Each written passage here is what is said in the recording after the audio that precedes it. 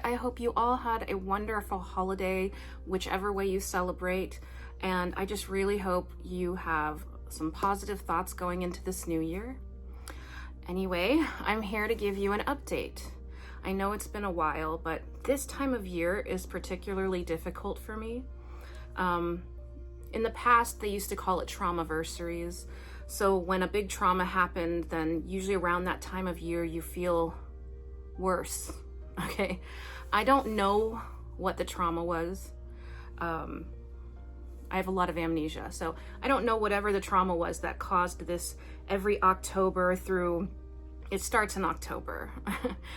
And I wanted to talk a little bit about this experience that I have because I'm wondering if other people with DID, CPTSD, PTSD, BPD, anything like that, experiences it. Okay, so I'm going to describe to you something I go through and I've gone through my whole life every single year. It makes my life extremely difficult. So basically around October, I mean, obviously it's a bell curve. It could be a little earlier, a little later, but generally around early October. I mean, I'm never doing too well psychologically because when you have DID, it's a very severe disorder. I know a lot of people like to come on YouTube and act like they can have the perfect normal life while they have DID, but in my case, no, I cannot do that.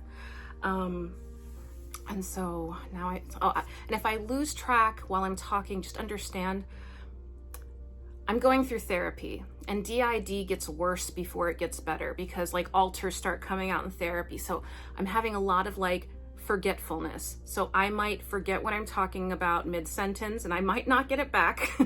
So, okay, because I just forgot, but I know what I'm going to talk about. So I'm just going to start somewhere else. Okay, so I am talking about, the internal pressure that I get around October and then just goes and goes and goes until something happens. And so, okay. There is an internal pressure that exists in my body. It exists there at all times, but in October, it just starts to build. It builds on top of the just average, typical internal distress that I have. And so it's just this feeling of internal pressure, like parts of me are at war and they're all locked in a fight. And it builds a certain level of pressure over time. And it just gets harder and harder and harder for me to deal with. And so starting in October, I get the slow incline of the pressure. That's the only way I know how to describe it. Internal pressure coming from a bunch of different areas in my body, different parts of me, but it's not like identifiable. I can't say like this part is pressuring me to do this or this part is pressuring me to do that. It's just this amalgam of amorphous pressure that builds and builds and builds and builds, and it doesn't stop building unless I do something drastic. And that drastic thing is usually either voluntarily putting myself in the hospital, getting put in involuntarily against my will, or making an attempt, which I would not suggest that for anybody, and I'm trying very hard not to do those things. And so I'm at the pinnacle of this pressure right now, okay?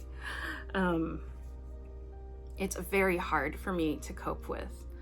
It's made it so just things that I had more room for, and had energy for, I just have none. I have no room to accommodate any more struggle. So that's when I start falling off on things. So I stopped making videos. Even though and right now, I don't even know if this video is gonna turn out, okay? I don't know if I'm gonna post it because I don't know if I can stay on topic. I don't know what's going to happen. But I will, regardless, unless it goes extremely haywire, I will likely post it, because the whole point of this channel is to show how this disorder affects me on a regular basis. And so lately it's just been like, oh, I can't. It's like, if I'm asked, this is why people don't understand trauma, okay? Because a traumatized person, I can do anything that anybody else can do. I just can't do it all the time, okay? So I'm not intellectually, I don't have intellectual issues. I don't have physical issues. I have these severe emotional issues. And, oh, it's brutal. So to know that you're capable of all the things that everyone else is capable of, but at the same time, you can't do it, and you seem to be getting worse at it, and everything seems to be getting harder. It's just really frustrating. It's a really frustrating disorder. And so I sat down because I'm trying to make a video. I'm trying to do one of the things that feel like way over my head, sort of challenge myself. But I've wanted to make this video for weeks, or a video, not this video. This is just a random video about how I'm doing at this particular moment. Okay.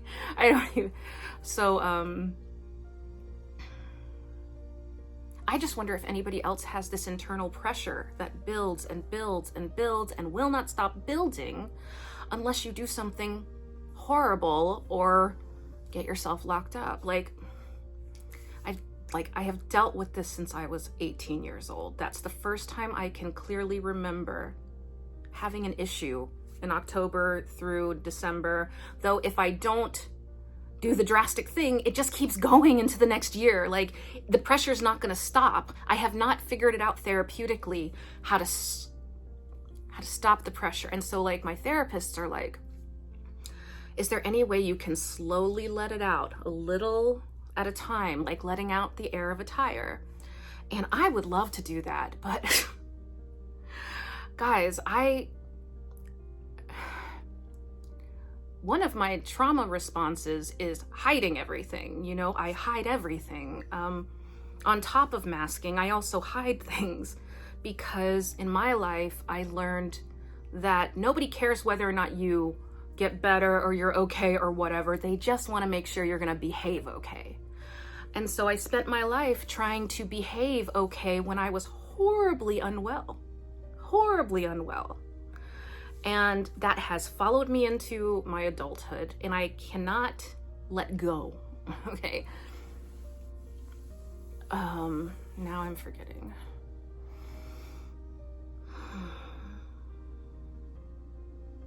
So that response that makes me hold everything in is my prison. Okay, that is my prison, and that's where the pressure builds, because I can't let go of things. I can't let the air out of the tire. I can't take the air out of the tire at a little at a time. It's like a dam. There's an ocean behind it. And if I make even the smallest breach in that dam, it's like everything's gonna come flying out. I don't know if I'll lose my mind, go crazy, break into people's house. I'm kidding, but honestly, I'm terrified because I don't know what will happen. I really don't know what would happen if I just let go and do all the things my therapists want me to do. They want me to let my alters out at all times. I don't even have the choice of doing that. That is just how the disorder works. But even if I did have the choice, I don't know if I'm even capable of allowing myself to let my other parts be. Because most of my life, it was extremely important to hide any mental illness. Otherwise, I could have spent the rest of my life in a state hospital, which is not the same as a hospital in the community, a psych hospital in the community. It's a whole different ball game, another level of horror. You guys don't ever want to know about it. So through hospitals as a teenager, through dealing with my family, through all these different parts of society, I only learned to keep it quiet. Don't bother people with it, and you'll be okay. You'll get under the radar, and it's killing me. It is killing me. Like, I don't know how to let my pressure out slowly. So I just have to hold it and hold it and hold it. And it's like I'm holding my breath. It literally feels like I'm just holding my breath through life. And maybe one day, if I'm really lucky, I'll be able to breathe. That's sort of how it feels right now. And I'm so sorry if I'm bringing people down. I mean, this is part of the reason I didn't make videos. I couldn't make a video. And then I'm like, oh, but it's the new year. I should be positive and everybody needs positivity. But I'm like, I'm not that kind of person. Okay. I can't fake positivity. I can't fake things like that. Okay. Everything you see in my videos is very honest. You can ask my friends. When I'm making a video, that's what's happening to me that week. Like, that's what happened. And that's why I need to talk about this. You know, I may turn it into a lesson about dissociative identity disorder or whatever, but really it's something that happened to me that week based on that topic. And so I intermingle my life stories with knowledge because that's what, and so, you know, lately that pressure, it's the pressure. And sure, I would love to do a video on this or that, or teach somebody about the basics of DI, whatever it is. But right now, this is what is like right in my face, you know, and I just don't know if anybody else deals with this pressure that always inevitably leads to me being in the hospital somehow, whichever way I end up there. And so once again, I'm back at it, trying to prevent that, just like last year. It started in October last year, but I didn't go to the hospital till like April, May, like I can't remember exactly which month it was, because my mom died. And somehow that like changed it that year. I don't know why. I thought it would have been the opposite. But now it's just like that pressure is there and I need it to go away, and it's not rational. It's not something I can logically argue with. My emotions, like my intellect, cannot penetrate the power of my feelings ever. They're like mutually exclusive. And so I know so many things logically, but my body doesn't know them. Like, that's basically what I'm saying. DID is a neurological disorder that we're constantly fighting our bodies, because our bodies are constantly going into fight or flight and doing stuff that we know logically, this is not what we should be doing right now. This is not a problem. We are not in a horrible place. Why are we feeling this way? Why must we run? But the body's going to do it anyway. And so then somehow you have to, like, you know, somehow become rational about it. But every hormone in your body, every signal in your body is telling you, run, fight, this, whatever, over stupid, nothing normal, everyday things. So maybe you guys can see why a little pressure might build up when you have DID. Honestly, I don't know how I'm going to cope with it. So what I did was I bought a calendar, and every time my child alters or any of the other alters follow a plan or do something good, I'm gonna put a little sticker on that calendar just to see if it affects anything. Like, maybe it won't do anything. Maybe that's not my way, but maybe it'll help the littles. Maybe they need stickers. I thought about looking at like elementary school, like education, like elementary education, in order to like find ways to help my child alters grow up. You know, and there's just so much. Oh, this is such a I'm so sorry, guys, such a rambling video. But anyway, the other thing that I'll update you about is I found out that this alter that I have, he views our body as an inanimate object. So that's a big problem. Like, does anybody else have that? An alter that views, he does not identify with this body. He views it as a separate, different body. But he also views it as if it's made of plastic. So I don't know. But, oh God, I'm sorry, guys. I'm fine. I will be fine, regardless of what happens, because I try very hard. Okay? I try very hard. So I hope you guys have a great new year. I'm sorry for this drag of a video, but I had to. I can't make videos about things that aren't at the top of my head at the moment. So this is what you're getting today. And I love you guys, and thank you so much for being here. I've fallen out of the algorithm for the billionth time, and I don't think I'll ever get back in. So if you're watching, I appreciate it. And I love you guys, and See ya.